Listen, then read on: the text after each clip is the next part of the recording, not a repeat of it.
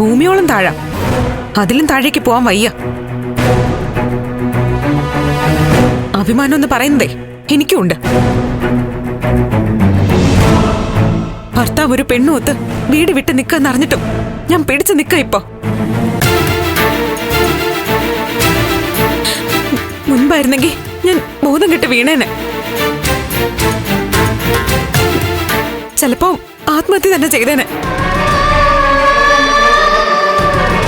പക്ഷെ ഇപ്പൊ ഞാൻ മനസ്സിനെ പാകപ്പെടുത്തി കഴിഞ്ഞു. മറ്റാർക്കും എന്നെ വേണ്ടെങ്കിലും എനിക്കെന്നെ വേണം. എന്തായാലും ഞാൻ നന്ദുനെ കണ്ടുപിടിക്കും. ലോകത്തിന്റെ ഏത് കോണിൽ ഒളിച്ചാലും ഇവിടെ ഈ വീട്ടിൽ കൊണ്ടുവന്ന് സമാധാനം പറയിപ്പിക്കും.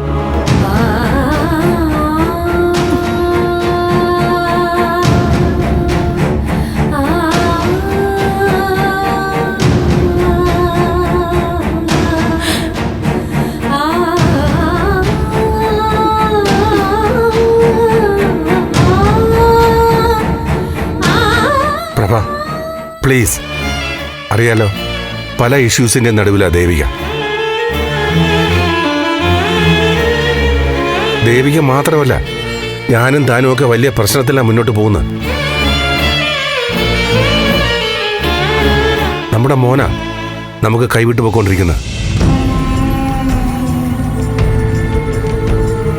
അവൻ എവിടെ ഉണ്ടെന്ന് അറിയില്ലെന്നല്ലേ താൻ പറഞ്ഞത്? അത് ഞാൻ വിശ്വസിക്കാം. പക്ഷേ ആ ഫയൽ, അതിനെക്കുറിച്ച് തനിക്ക് അറിയില്ല എന്ന് പറയുന്നത് സത്യം തന്നെയാണോ?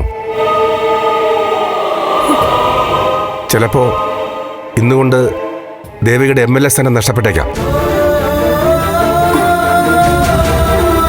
പ്രഭ, പ്ലീസ് ഒന്ന് പറ. ഞാൻ വേണേ കാല് പിടിക്കാം. സിദ്ധു, എനിക്കറിയാവുന്നത് ഞാൻ പറഞ്ഞു കഴിഞ്ഞു. അതിനപ്പുറം ഇക്കാര്യത്തില് എനിക്കൊന്നും പറയാനില്ല.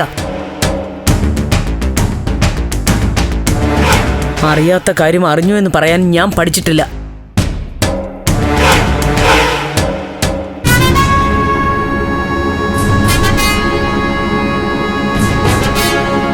അച്ഛാ,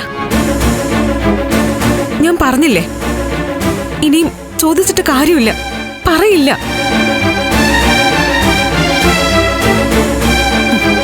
ദൈവം എന്നത് സത്യമാണെങ്കിൽ എന്റെ ദുഃഖം കാണും.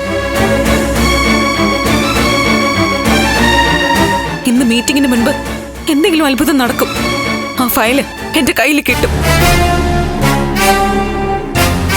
ഫയൽ ഇന്ന് കിട്ടുന്നില്ലെങ്കിൽ MLA സ്ഥാനം ഞാൻ രാജിവെക്കും.